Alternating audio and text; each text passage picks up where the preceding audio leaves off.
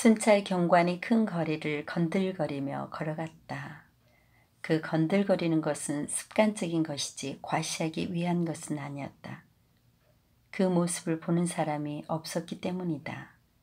시간은 이제 겨우 밤 10시쯤 되었지만 차가운 바람이 비를 뿌리며 불어왔기 때문에 길을 가는 사람의 모습은 거의 찾아볼 수 없었다.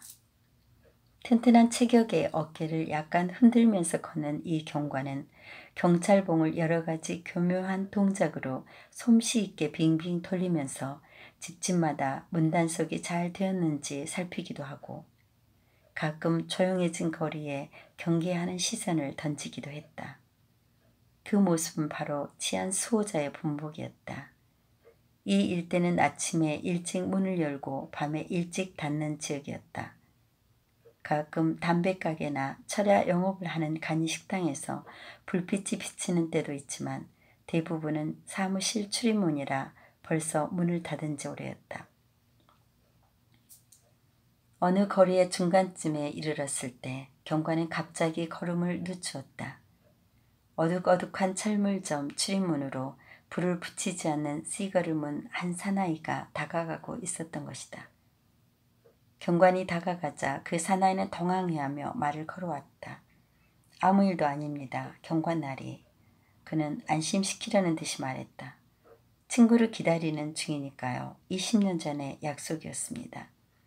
이렇게 말하면 좀 이상하게 들리시겠지만 꾸며낸 말이 아니라는 걸 확인하고 싶으시면 말씀드리겠습니다.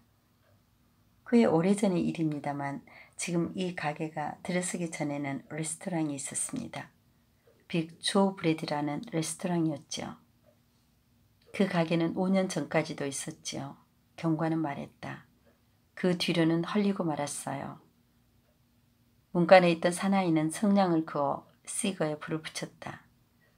그 불빛으로 모난 턱의 새하얀 얼굴과 날카로운 눈 그리고 오른쪽 눈썹 가까이에 난 작은 흉터가 보였다. 넥타이 피니는 커다란 다이아몬드가 독특한 방법으로 끼워져 있었다. 20년 전에 오늘 밤 사나이는 말했다. 난 지미 웰스와 이 빅 조브레디에서 함께 식사를 했습니다. 지미는 나하고는 제일 친한 친구이자 이 세상에서 제일 좋은 녀석이었어요. 지미하고 난 이 뉴욕에서 마치 형제처럼 자랐습니다. 내가 18살이고 지미는 20살이었습니다. 그 이튿날 아침 난 크게 성공할 생각으로 서부로 떠나게 되어 있었습니다. 지미는 도저히 뉴욕에서 끌어낼 방법이 없었습니다. 그 녀석은 이곳만이 사람이 살 수 있는 곳으로 알고 있었으니까요. 그래서 우린 그날 밤 약속했습니다. 비록 어떤 처지에 놓이고 아무리 먼 곳에서 오게 되더라도 꼭 20년 뒤인 오늘 이 시간에 여기서 다시 만나자고요. 20년이 지나면 어떤 사람이 되어 있을지는 모르지만 우리들의 운명도 어쨌든 정해질 것이고 재산도 모을 수 있을 것으로 생각했던 것입니다. 그거 참 재미있는 외기로군요. 경관은 말했다. 그러나 다시 만날 때까지 그 기간이 너무 먼 것 같군요. 당신이 서부로 떠난 뒤 그 친구한테는 소식은 없었나요? 있었습니다.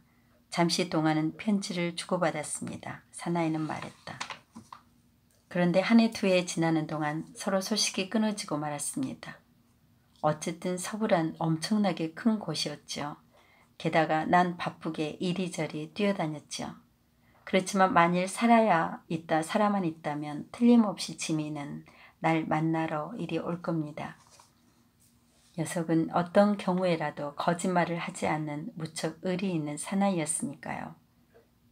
그 녀석이 약속을 잊을 리가 없습니다. 난 오늘 밤 이곳에 서기 위해 1000마일 멀리서 달려왔지만 옛 친구인 그 녀석이 와주기만 한다면 그만한 보람은 있습니다. 기다리고 있는 사나이는 훌륭한 회정시계를 꺼냈다. 그 뚜껑에는 자잘한 다이아몬드가 수도 없이 박혀 있었다. 10시 3분 전이군요. 사나이는 말했다. 우리가 이 레스토랑 출입문에서 헤어진 것이 꼭 10시였습니다. 서부에서는 일이 잘 되었나요? 경관이 물었다. 물론이죠. 지미가 내 절반만이라도 잘 되었으면 좋겠는데 그 녀석은 좋은 녀석임에는 틀림없지만 꾸준하고 착실한 사람입니다. 난 남의 재산까지도 들어먹을 잠시도 마음을 놓을 수 없는 패거리들하고 힘을 겨루며 살아왔습니다. 뉴욕은 틀에 박힌 생활을 하는 것뿐이지만 사람을 면도날처럼 날카롭게 만들려면 역시 서부에 가야 합니다. 경관은 경찰봉을 빙글빙글 돌리면서 두세 걸음 걷기 시작했다. 자, 나는 이제 가겠어요. 당신 친구가 꼭 왔으면 좋겠는데 약속 시간까지만 기다릴 건가요? 아니, 그렇지 않습니다. 상대방은 말했다. 적어도 30분쯤은 기다려주겠습니다. 지미가 어디선가 살아있기만 하면 그때까지는 꼭 올 테니까요. 안녕히 가세요, 경관나리. 안녕히 계세요. 경관은 집집마다 문단속을 살피며 순회 구역을 걸어갔다. 이제 차가운 이슬비가 내리고 가끔 변덕스럽게 불던 바람이 줄기차게 불어오고 있었다. 그 주위를 걸어가던 몇몇 통행인은 외투깃을 세우고 호주머니에 두 손을 찌른 채 우울하게 입을 다물고 종종 걸음으로 걸어갔다. 그리고 철물점 출입문 앞에는 청년 시절의 한 친구와 어리석기 짝이 없고 믿기 어려운 약속을 지키기 위해 1000마일이나 먼 곳에서 찾아온 사나이가 시거를 피워대면서 기다리고 있었다. 그렇게 20분쯤 그는 기다리고 있었다. 그런데 그때 긴 외투에다가 깃을 귀연저리까지 세운 키가 큰 사나이가 거리 저쪽에서 젠 걸음으로 건너왔다.